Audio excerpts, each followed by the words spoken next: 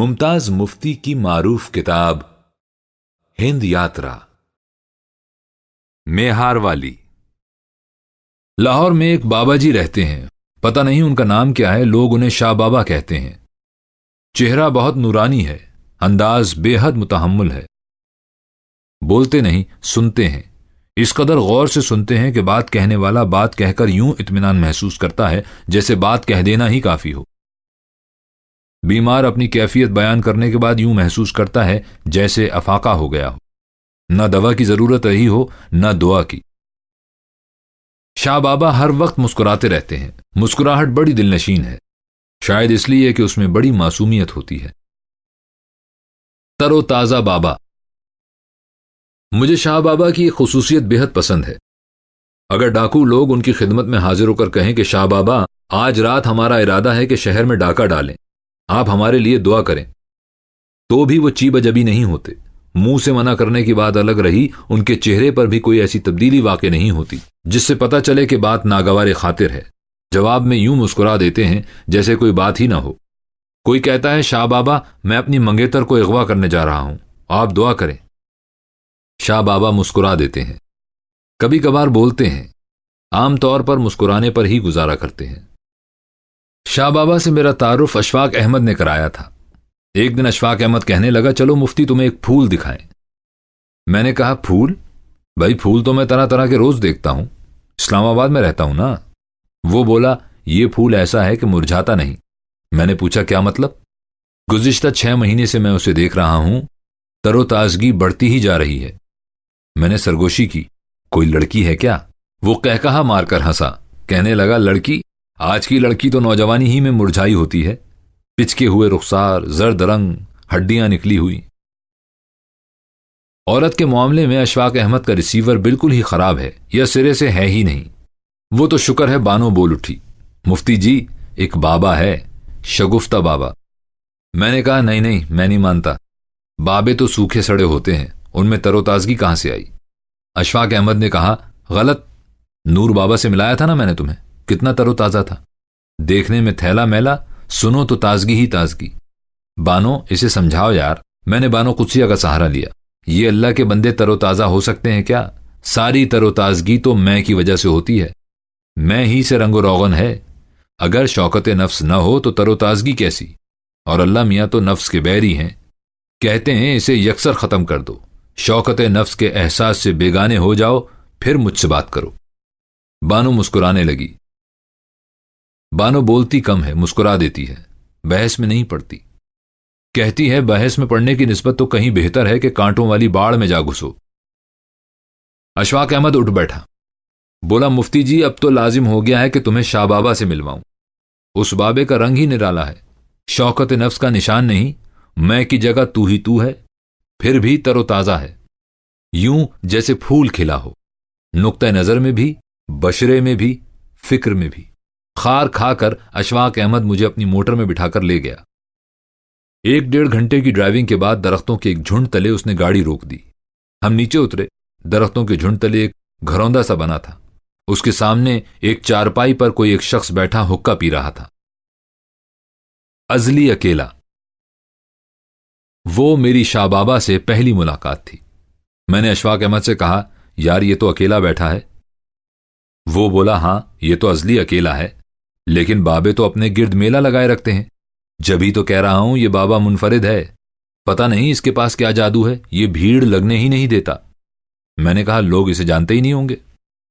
अशफाक अहमद मुस्कुराया, जानते हैं, अच्छी तरह जानते हैं। मैंने कहा, फिर झमगटा क्यों नहीं करते? कहने लगा, करते हैं। मैंने कहा, फिर अकेला क्यों है? कहने लगा, लोग आते हैं, झमगटा करते हैं, लेकिन जल्दी ही उठकर चले जाते हैं। मैंने कहा, यह कैसे मुमकिन है कि हाजतमंद उठकर चले जाएं? अशफाक अहमद ने कहा, यार इसके पास कोई ऐसी कलाम है कि लोगों को पास बैठने ही नहीं देता। यह कैसी कलाम है? अशफाक अहमद हंसा, तुझे कलाम की क्या खबर, कलाम बड़ी ताकतवर चीज है। हिंद जाने से 6 महीने पहले मैं दूसरी बार शाह बाबा से मिला। शाह बाबा से मिलना एक हाथ से ताली बजाने के मुतरादिफ था। जब हर बात का जवाब खाली मुस्कुराहट हो तो इंसान कब तक बोलता रहे। नतीजा यह था कि अशफाक अहमद और मैं शाह बाबा से मिलने जाते, उनके पास बैठकर आपस में बातें करते रहते। मुस्कुरा मुस्कुरा कर शाह बाबा की वराचें पक जाती, फिर हम वापस घर आ जाते। हिंद आने से 2-3 महीने पहले का जिक्र है। ये उन दिनों की बात है जब हिंद जाने का हमने इरादा ही नहीं किया था। अशफाक अहमद मुझे शाह बाबा के पास ले गया। बाबा के पास बैठकर हम आपस में हस्बे दस्तूर बातें करते रहे। पैगाम सलाम। अशफाक अहमद ने कहा, यार सुना है तुमने वहां एक अल्लाह वास्ते का अस्पताल खोल रखा है। मैंने जवाब दिया, हां खोल रखा है। अशफाक ने पूछा, लोगों को शिफा भी हो रही है क्या? मैंने जवाब दिया, हमने अल्लाह मियां से मुआहिदा कर लिया है। शाह बाबा की आंख में चमक लहराई। अशफाक ने पूछा, कैसा मुआहिदा? मैंने कहा, हमने अल्लाह मियां से अर्ज की, जनाब हम आपके नाम पर एक मतब खोल रहे हैं। अब आपकी ड्यूटी यह है कि सिर्फ उस मरीज को हमारे मतब का रास्ता दिखाइए जिसे आपने शिफा बख्शनी हो, दूसरे को ना दिखाइए। शाह बाबा की मुस्कुराहट मुतकल्लिम हो गई, हंसे। अशफाक ने कहा, बेशक शिफा तो वही देते हैं, दवा देने के अलावा तुम और कुछ हाथ पांव हिलाओ ना। मैंने कहा, हां हाथ पांव हिलाते हैं, मुताल्ला करते हैं, पढ़ पढ़कर पागल हो जाते हैं। दिक्कत यह है कि हिंद से किताबें नहीं मंगवा सकते। अशफाक ने कहा, तो खुद हिंद चले जाओ, किताबें ले आओ। क्यों शाह बाबा? इस पर शाह बाबा की चुप टूट गई। बोले, जाओ तो कुतुब साहब को हमारा सलाम कहना। वापसी पर मैंने अशफाक अहमद से पूछा, यार ये शाह बाबा किन कुतुब साहब की बात कर रहे थे? अशफाक अहमद ने हैरत से मेरी तरफ देखा, तुम कुतुब साहब को नहीं जानते? मैंने कहा, नहीं तो। भाई वो बख्तियार काकी रहमतुल्लाह अलैह की बात कर रहे थे। मैंने पूछा, वो कौन है? अशफाक ने कहा, वो कुतुबुल अक्ताब हैं। मैंने कहा, फिर तो वो बहुत बड़े हुए। वो बोला, हां, हजरत निजामुद्दीन के दादा पीर थे, वो बाबा फरीद के मुर्शिद थे। फिर तो शाह बाबा का पैगाम पहुंचाना लाजिम हो गया ना? बिल्कुल। यार मैं डरता हूं कहीं भूल ना जाऊं। वो हंसा, शाह बाबा भूलने नहीं देंगे। मैंने हैरत से कहा, अच्छा? वो बोला, हां, एक बार उन्होंने मुझे 7 दिन के लिए कुछ पढ़ने को बताया था। कहने लगे, रोज सुबह सवेरे फजर की नमाज के वक्त यह आयत 7 बार पढ़ो, सिर्फ 7 दिन, अल्लाह शिफा देगा। मैंने कहा, शाह बाबा मैं अक्सर भूल जाता हूं। बोले, फिक्र ना करो, आप भूलेंगे नहीं, हमारा जिम्मा रहा। अगले रोज जब फजर की नमाज का वक्त हुआ तो दरवाजा बजा। मैं जाग पड़ा, लेकिन समझा शायद मेरा बेटा नोकी या कैसी है, इसलिए करवट लेकर फिर सो गया। फिर दरवाजा बजा, इतनी शिद्दत से बजा कि हम घबरा कर उठ बैठे। मुझे इस पर बड़ा गुस्सा आया। बड़े अहमक लड़के हैं जो दरवाजा बजा रहे हैं। मैंने जूता पहना, चलकर दरवाजे पर आया। अब जो देखता हूं तो दरवाजा अंदर से बंद नहीं। बड़ा हैरान हुआ कि अगर दरवाजा अंदर से बंद नहीं है तो बजाने का मकसद। दरवाजा खोला तो बाहर कोई ना था। साथ वाले कमरे में गया तो देखा कि बच्चे गहरी नींद सो रहे हैं। बड़ा हैरान हुआ। फिर दफतन शाह बाबा की बात याद आ गई, आप भूलेंगे नहीं, हमारा जिम्मा रहा। बुलाएं न बुलाएं। जब अशफाक हुसैन और मैं हजरत निजामुद्दीन औलिया की दरगाह से बाहर निकले तो अशफाक हुसैन कहने लगा, चलो यार इकबाल होटल से एक प्याला चाय का पीते चले। हम दोनों इकबाल होटल में जाकर बैठ गए। अभी हम चाय पीने से फारिग नहीं हुए थे कि वही हम साहब आ गए। आते ही होटल वाले से कहने लगे, मियां हमें चाय पेश ना करना, हां बताए दे रहे हैं हम। होटल वाले ने पूछा, क्यों, आखिर वजह? भाई 2 प्याले पीकर आए हैं इकट्ठे, 2। हम साहब बोले। होटल वाले ने पूछा, हां इकट्ठे 2, ये कैसे हुआ? हम साहब ने जवाब दिया, बस इधर तुम्हारी तरफ आ रहे थे कि शाह साहब मिल गए। मोटर में सवार थे, हमें देखकर मोटर रोक ली। होटल वाले ने पूछा, कौन शाह साहब? उन्होंने जवाब दिया, वो हैं हमारे एक अजीज, बड़ी मोहब्बत करते हैं। हमें देखकर कहने लगे, वाह जनाब, आज तो दिल की बात पूरी हो गई, कुछ और मांग लेते। हमने पूछा, क्या मतलब? बोले, आपको ढूंढने निकले थे, ढूंढे बगैर मिल गए आप। हमने पूछा, खैरियत बाशुद? बोले, जनाब आज कुतुब साहब को सलाम करने का इरादा था, सुबह से तबीयत मचल रही थी, मैंने सोचा अकेले जाने में क्या मजा है, आपको साथ ले चलूं। होटल वाले ने पूछा, तो ले गए साथ? हम साहब ने जवाब दिया, बिल्कुल ले गए, वहीं कार में बिठा लिया और ले गए कुतुब साहब की खिदमत में। वो तो समझ लीजिए कि कुतुब साहब ने बुलाया होगा। हम साहब ने कहा, बिल्कुल, हजरत ने बुलाया और साथ गाड़ी भेज दी। फिर वो हमसे मुखातिब हुए और बोले, जनाबे वाला जिसको चाहे बुला लें, हमारी क्या हैसियत, ये सुनकर मुझे याद आ गया कि मुझे कुतुब साहब की खिदमत में शाह बाबा का सलाम पहुंचाना है। अशफाक हुसैन उठ बैठा, बोला चलो भाई अब डेरे पर चलें, आराम करें। दुकान से बाहर जाकर मैंने अशफाक हुसैन से कहा, यार मुझे तो कुतुब साहब की खिदमत में हाजिरी देना है। उसने पूछा, कौन कुतुब साहब? मैंने कहा, तुम कुतुब साहब को नहीं जानते? वो बोला, नहीं। मैंने कहा, भाई वो बहुत बड़े बुजुर्ग हैं, कुतुबुल अक्ताब हैं, उनकी खिदमत में हाजिरी बहुत जरूरी है। वो बोला, अच्छा तो चलो, लेकिन तुम्हें रास्ते का पता है? मैंने जवाब दिया, नहीं। वो जाने पर राजी हो गया, तो चलो पूछ लेते हैं। किसी जगह का रास्ता पूछना बहुत बड़ा फन है।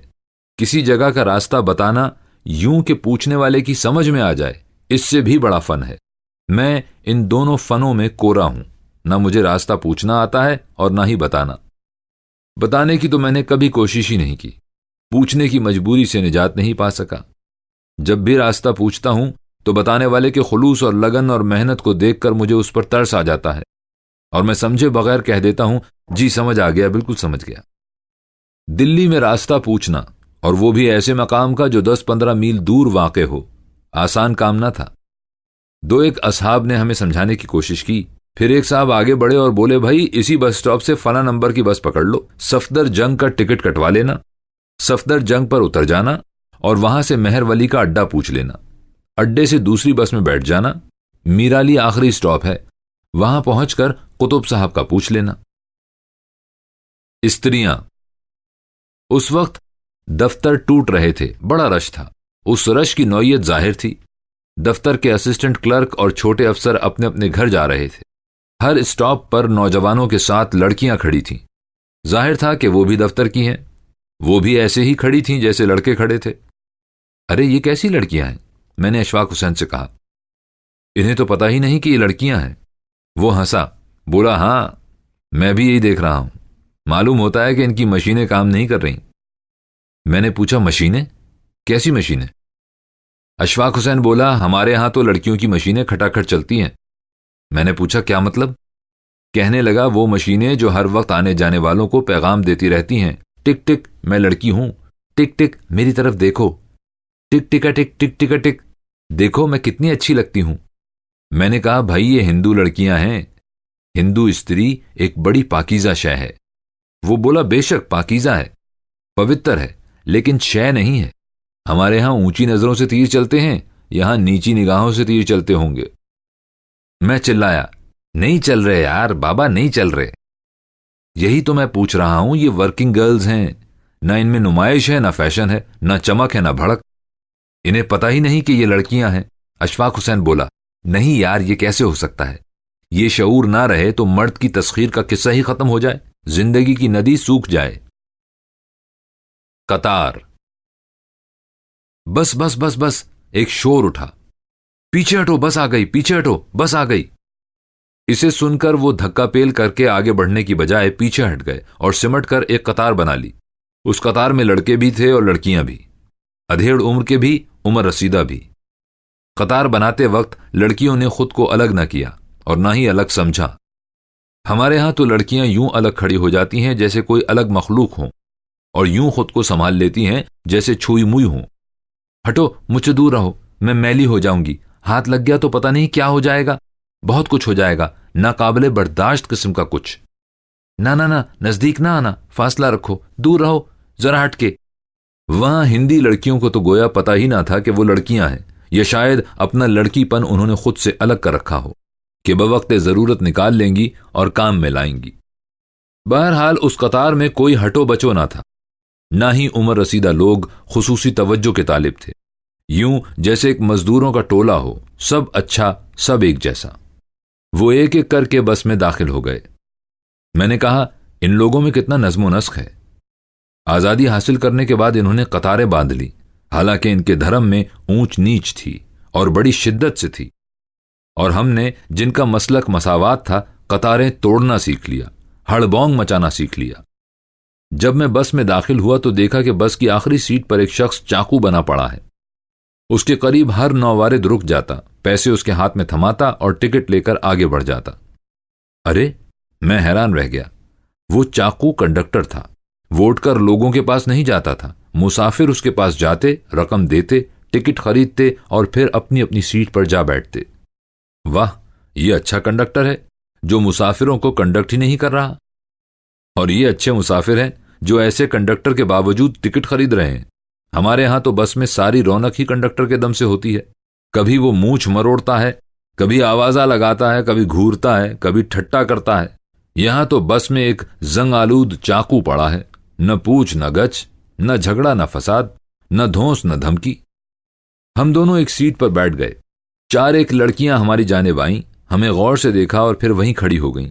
अशफाक हुसैन खिड़की की तरफ था, मैं भीड़ की जानिब था। मैं लोगों के चेहरे देख रहा था। उन चेहरों पर मेहनत और मुस्तादी जरूर लिखा हुआ था, लेकिन चमक न थी, भड़क न थी। मेहनत और मुस्तादी के बावजूद वो चेहरे बुझे बुझे से थे। उनसे जाहिर हो रहा था जैसे वो सिर्फ रूटीन के दायरे में जी रहे हों। जिंदगी उनके लिए एक रूटीन है, नज्म ज़ब्त है, इशरत नहीं, पिकनिक नहीं, हॉलीडे नहीं।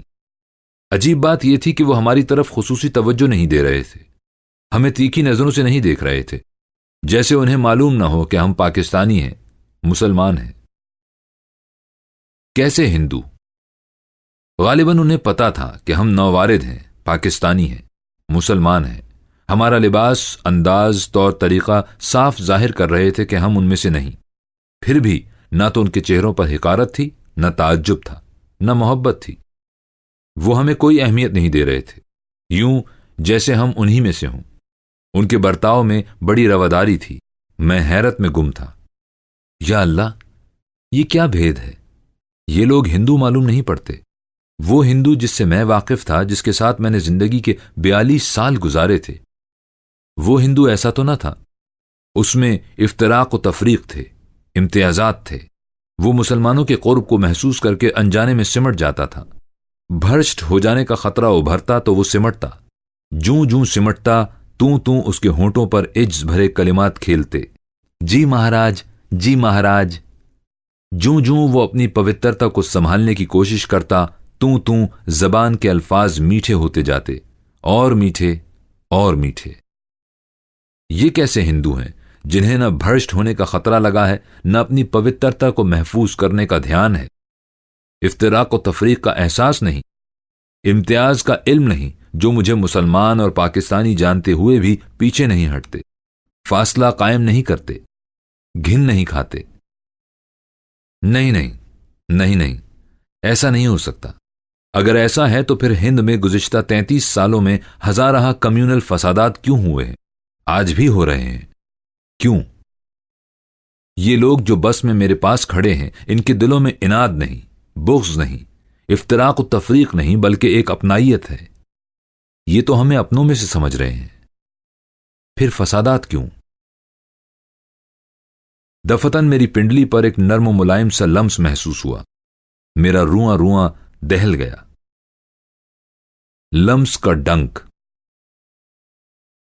आपसे कह दूं तो क्या हर्ज है कि मेरी जिंदगी की सबसे बड़ी इशरत लम्स है।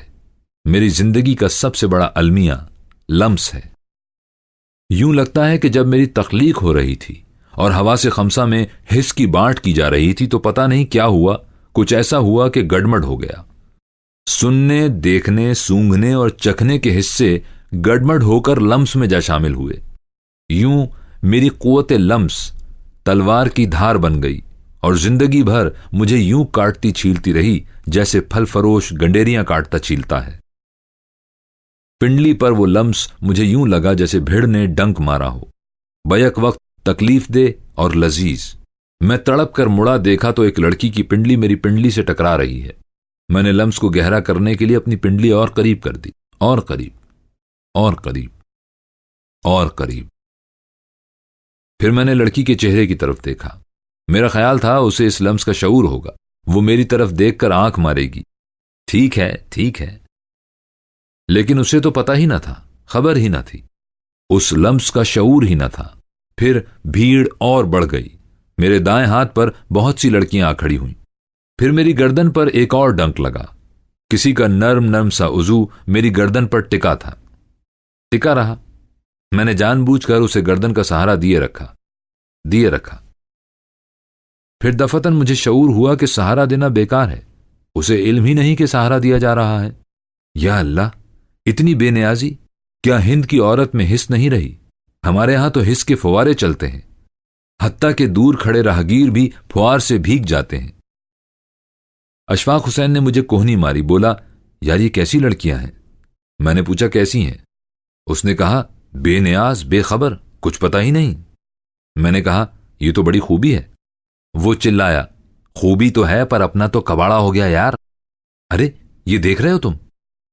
मैंने पूछा, क्या? उसने कहा, ये हमारी सीट की खिड़की के ऊपर हिंदी में कुछ लिखा है। मैंने कहा, हां लिखा है तो? उसने कहा, शायद ये जनाना सीट हो। मैंने कहा, हो सकता है। अशफाक हुसैन उठ बैठा, पास खड़ी लड़कियों से कहने लगा, ये जनाना सीट है क्या? लड़कियों ने मुस्कुराकर असबात में सर हिला दिया। अशफाक हुसैन ने कहा, हमें बेहद अफसोस है कि हम अनजाने में आपकी सीट पर बैठे रहे। हम हिंदी नहीं पढ़ सकते, आइए तशरीफ रखिए, हम माफी चाहते हैं। हम दोनों उठ बैठे, लड़कियों के झुरमुट में फंसकर खड़े हो गए। मुझे चारों तरफ से नर्म और नाजुक लम्स ने घेर लिया, हत्ता कि मेरा सारा जिस्म सियाल बन गया। उसमें से छींटे उड़ने लगे, लेकिन गिरदोपेश में किसी को खबर ही न थी।